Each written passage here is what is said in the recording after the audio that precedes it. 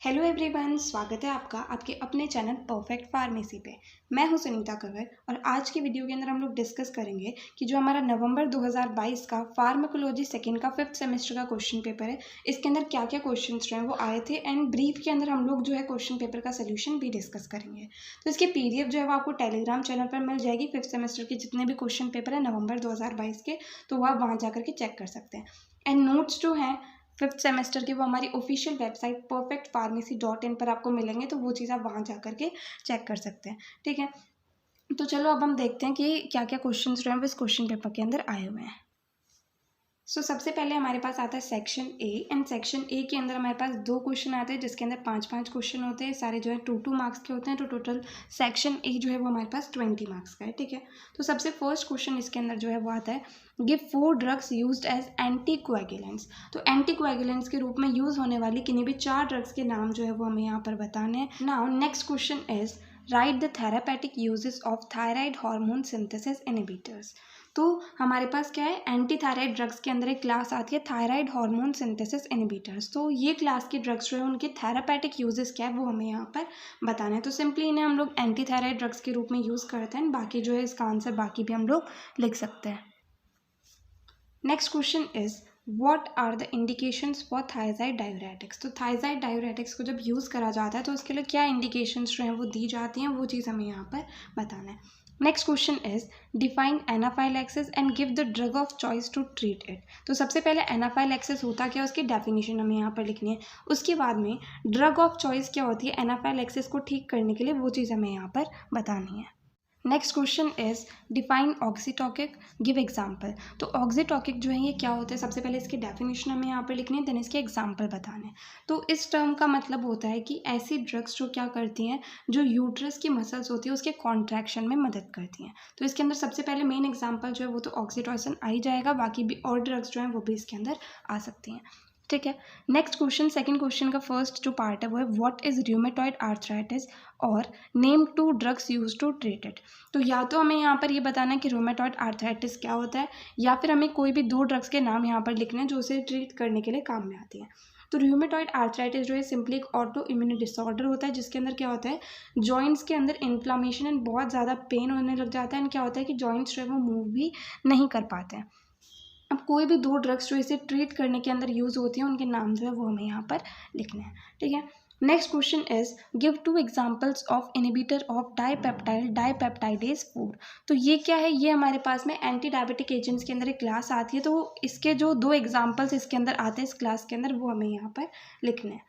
Next question is define thrombolytic agents, give 2 examples. तो अब thrombolytic agents क्या होते हैं, सबसे पहले इसकी डेफिनेशन हमें यहाँ पर लिखनी है, उसके बाद में कोई भी 2 एग्जांपल्स जो है वो हमें यहाँ पर लिखने हैं। Next is define vasodilators and give 2 examples. तो यहाँ पर सबसे पहले हमें बताना है कि वैसोडाइलेटर एजेंट्स जो हैं वो होते क्या हैं। उसके बाद में कोई भी 2 ड्रग्स के एग्जाम्पल जो वैसोडाइलेटर के अंदर आते हैं वो हमें यहाँ पर बताने हैं। तो वैसोडाइलेटर्स क्या होते हैं, सिंपली जो ब्लड वेसल्स का डायलेशन करते हैं वो एजेंट्स जो हैं वो वैसोडाइलेटर्स कहलाते हैं। ठीक है, अब ये जो है जनरली क्या होती है, एंटी एंजाइनल ड्रग्स के अंदर हमारे पास वैसोडाइलेटर्स आते हैं। वैसे तो हार्ट की जितनी भी डिजीज़ होती है तो उनके अंदर मोस्ट ऑफ द टाइम्स क्या होता है कि कॉन्ट्रैक्शन हो जाता है ब्लड वेसल्स के अंदर, तो उसे डायलेट करने के लिए जो ये एजेंट्स यूज़ होते हैं। बट एंटी एंजाइनल ड्रग्स के अंदर हम लोगों ने एक क्लास पढ़ी थी वैसोडाइलेटर्स, जिसके अंदर हमारे पास नाइट्रोग्लिसरीन एग्जाम्पल था एंड आइसोसॉर्बाइड डाइनाइट्रेट जो है वो भी इसका एग्जाम्पल आता है। नाउ सेक्शन ए के अंदर last question is give the therapeutic uses of prostaglandins. तो अब जो प्रोस्टाग्लैंडिन होते हैं इसके थेरापेटिक यूजेस क्या होते हैं वो हमें यहाँ पर बताना है। ठीक है, तो सेक्शन ए जो है वो यहाँ पर कंप्लीट होता है। नाउ नेक्स्ट आता है सेक्शन बी। तो सेक्शन बी के अंदर हमारे पास 3 क्वेश्चन है 10 मार्क्स के, इनमें से कोई भी 2 क्वेश्चन जो है वो हमें यहाँ पर अटेम्प्ट करने हैं। तो सबसे फर्स्ट क्वेश्चन है classify corticosteroids, discuss mechanism of action, uses and adverse effect of glucocorticoids. तो सबसे पहले हमें ये बताना है कि कॉर्टिकोस्टेरॉइड्स होते क्या, उसकी डेफिनेशन हम लोग यहाँ पर लिख देंगे। देन इसका कंप्लीट क्लासिफिकेशन क्या होगा वो हमें यहाँ पर बताना है। देन जो ग्लूकोकॉर्टिकॉइड्स आते हैं कॉर्टिकोस्टेरॉइड्स के अंदर, उसका मैकेनिज्म ऑफ एक्शन क्या होगा, उसके यूजेस क्या क्या होंगे, उनके एडवर्स इफेक्ट क्या होंगे, ये सारी चीज़ें जो है वो हमें इस क्वेश्चन के आंसर के अंदर बतानी है। Next question is classify NSAIDs, elaborate the mechanism of action, pharmacology, adverse effect and therapeutic uses of salicylates। तो सबसे पहले NSAIDs होते क्या है? Non steroidal anti inflammatory drugs, ठीक है। तो इनका कंप्लीट क्लासिफिकेशन जो होता है 4 क्लासेस के अंदर, देन उसके अंदर भी बहुत सारी सब क्लासेस होती है, तो वो कंप्लीट क्लासिफिकेशन जो है वो हमें यहाँ पर सबसे पहले लिखना है। उसके बाद में इसके अंदर एक क्लास आती है सैलिसाइलेट्स, जिसके अंदर ड्रग आती है एस्पिरिन। उनका जो मैकेनिज्म ऑफ एक्शन है वो हमें बताना है। देन उसकी फार्माकोलॉजी किस तरीके से होती है, उसके एडवर्स इफेक्ट क्या क्या होते हैं, एंड देन थेरापेटिक यूजेस क्या होते हैं सैलिसाइलेट्स के, वो सारी चीज़ें जो है वो हमें इस क्वेश्चन के आंसर के अंदर बतानी होगी, ठीक है। तो NSAIDs होते क्या है? ये non steroidal anti inflammatory drugs जो हैं ये जनरली एनाल्जेसिक होती है, एंटी इन्फ्लामेटरी होती है, साथ ही साथ एंटी पायरेटिक होती है, मतलब पेन को ठीक करने में मदद करती है, इन्फ्लामेशन को कम करने में मदद करती है, साथ ही साथ फीवर जो होता है उसे ठीक करने में मदद करती हैं, ठीक है। तो इस तरीके से इसका कंप्लीट आंसर जो है वो हम यहाँ पर लिख सकते हैं। Next is classify anti hypertensives, elaborate the mechanism of action, pharmacology, adverse effect and therapeutic uses of calcium channel blockers. तो सबसे पहले एंटी हाइपरटेंसिव एजेंट्स क्या होते हैं वो हम यहाँ पर बता देंगे, उसके बाद में इसका कंप्लीट क्लासिफिकेशन लिख देंगे। देन कैल्शियम चैनल ब्लॉकर जो कि इसके अंदर एक क्लास आती है, उसका mechanism of action, pharmacology, adverse effect and therapeutic uses जो है वो हमें यहाँ पर बताना है। तो एंटी हाइपरटेंसिव एजेंट क्या होता है? सिंपली जो हाइपरटेंशन को ठीक करने में मदद करते हैं। हाइपरटेंशन क्या होता है कि ब्लड प्रेशर बहुत ज़्यादा बढ़ जाता है, उसे कम करने का काम जो है एंटी हाइपरटेंसिव एजेंट्स करते हैं कि बहुत ज़्यादा बड़े ब्लड प्रेशर को नॉर्मल पे लेके आना, ठीक है। अब कैल्शियम चैनल ब्लॉकर्स जो हैं ये क्या करते हैं? ब्लड प्रेशर को कम करते हैं कैल्शियम चैनल्स को ब्लॉक करके। तो इनका complete mechanism of action, pharmacology, adverse effect, therapeutic uses, ये सारी चीज़ें जो है वो हमें यहाँ पर बतानी है। नाउ नेक्स्ट एंड लास्ट हमारे पास आता है सेक्शन सी। तो इसके अंदर कुछ लोगों के क्या 5 मार्क्स के क्वेश्चन आते हैं, कुछ लोगों के 7 मार्क्स के क्वेश्चन आते हैं। तो इस पेपर के अंदर जो यहाँ पर 5 मार्क्स के क्वेश्चन आए हुए हैं। यहाँ पर 5 क्वेश्चन है जिसमें से 4 हमें अटैम्प्ट करने हैं, यहाँ पर 4 है जिसमें से 3 हमें अटैम्प्ट करने हैं, ठीक है। तो सबसे पहले यहाँ पर first question is classify DMARDs and add a brief note on hydroxyl chloroquine। तो सबसे पहले DMARDs होते क्या है वो हमें यहाँ पर पता होना चाहिए। तो इसका फुल फॉर्म होता है disease modifying anti rheumatic drugs. ये क्या है? रूमेटॉइड आर्थराइटिस को ठीक करने वाली जो ड्रग्स होती है उसके अंदर आती हैं।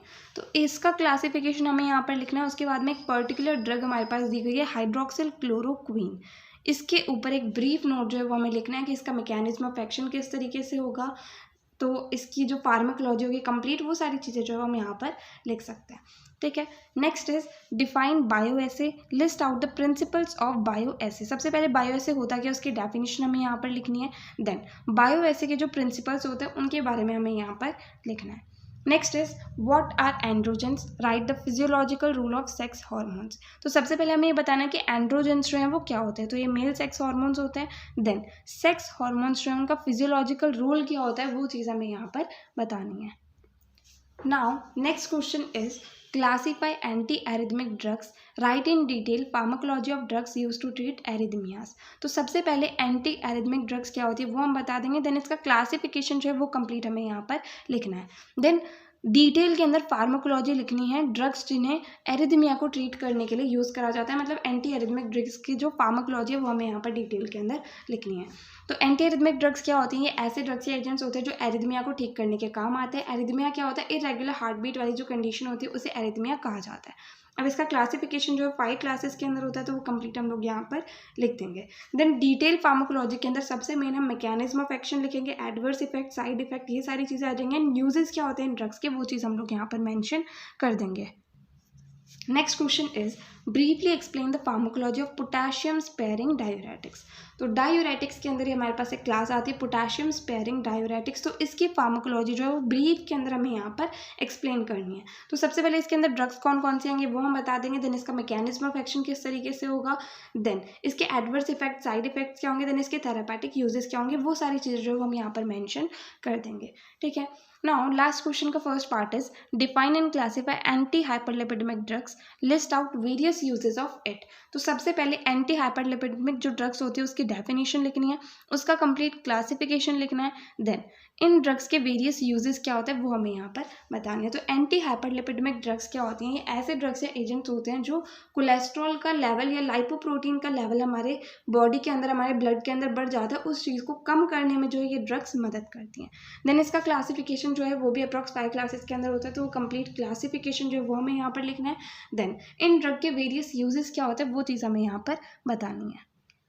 Next question is right the pharmacological actions of insulin. तो इंसुलिन जो है इसके फार्माकोलॉजिकल एक्शंस क्या होते हैं, मतलब इसके यूजेस बॉडी के अंदर किस किस तरीके से होते हैं, तो वो सारी चीज़ें जो वो हमें यहाँ पर बतानी है। तो सबसे मेन काम क्या होता है इंसुलिन का, जो ब्लड ग्लूकोज लेवल बहुत ज़्यादा बढ़ जाता है उसे कम करने में मदद करता है एंड ब्लड ग्लूकोज लेवल को रेगुलेट करने में मदद करता है। तो इस तरीके से डिटेल के अंदर हमें यहाँ पर इंसुलिन के बारे में जो है वो लिखना है। Next question is right a brief note on oral contraceptives. तो ओरल कॉन्ट्रासेप्टिव्स जो कि प्रेगनेंसी को प्रिवेंट करने में काम आते हैं, इसके ऊपर एक शॉर्ट नोट जो है वो हमें यहाँ पर लिखना है। तो इसके अंदर इनका क्लासिफिकेशन, इनका मैकेनिज्म ऑफ एक्शन किस तरीके से होता है, इस तरीके से डिटेल में जो हम इनके बारे में यहाँ पर लिख देंगे। Next is give the classification and mechanism of action of oral anticoagulants. तो जो ओरल एंटीकोएगुलेंट्स होते हैं इसका क्लासिफिकेशन किस तरीके से होगा, इनका मैकेनिज्म ऑफ एक्शन किस तरीके से होता है, वो सारी चीज़ें जो है वो हमें यहाँ पर बताना है। ठीक है, तो ये था हमारा कंप्लीट नवंबर 2022 का फार्माकोलॉजी का क्वेश्चन पेपर। इसके पीडीएफ जो है कंप्लीट 5th सेमेस्टर के क्वेश्चन पेपर की वो टेलीग्राम चैनल पर मिल जाएगी, आप वहाँ जा करके चेक कर सकते हैं। एंड अगर आपको इस वीडियो के अंदर कहीं भी कोई भी डाउट है वो आप कमेंट सेक्शन में पूछ सकते हैं। एंड अगर नेक्स्ट वीडियो आप किसी पर्टिकुलर टॉपिक पे चाहते हैं तो वो भी आप कमेंट सेक्शन में बता सकते हैं। सो अगर आपको वीडियो हेल्पफुल लगी तो प्लीज़ आप इस वीडियो को लाइक करना, अपने फ्रेंड्स के साथ भी शेयर करना और चैनल को सब्सक्राइब करना। थैंक यू सो मच इस वीडियो को एंड तक देखने के लिए एंड चैनल को सपोर्ट करने के लिए।